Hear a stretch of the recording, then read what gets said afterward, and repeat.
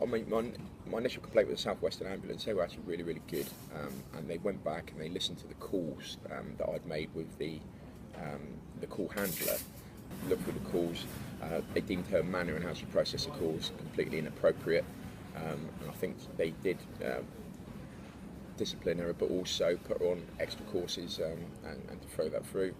They also took the 2 paramedics and gave them a bit of training on a condition I had in terms of being able to diagnose that rather than jumping through. So, and they were very timely, and the gent that I was my point of contact, he was in constant contact, ringing me by phone, and he was incredibly apologetic, and at every stage told me what he was doing, how he was doing it, and that was fantastic. Bournemouth Hospital, however, was slightly different in the terms of immediately that my complaint letter went through, it became incredibly formal, very lawyer speak, very defensive of potential litigation, and that wasn't my optimum sort of view of what I was looking to do. I was looking to, you know, just pick up on the faults that I'd had and just have some apologies and say, yes, this was wrong, we'll change it and see how it happens in the future. But the more that they were putting walls up and blocking me, the more sort of I was encouraged to actually, well, no, actually I'll keep going with this, because I need to be listened to in that sense. And at the end of the day, I'm the end service user, and a customer-based service, you need to listen to your customers. If you do it in any other business, that's what you would do. Otherwise, you'd lose the business. And completely understand the litigation side of things, but you just want a bit of empathy, really, and to say, yeah, I did do something wrong. How do you think we can correct it? And then to know what they put in place to do it. What happened in the end with Bournemouth Hospital? Did they keep up that sort of way of dealing with things, or?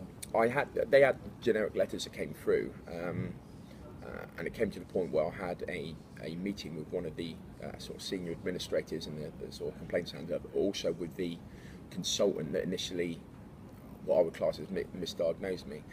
And I had the conversation there, and I said, look, my condition couldn't have been diagnosed without imagery, without an MRI. So whatever tests they could have done in casualty wouldn't have brought up what I'd had.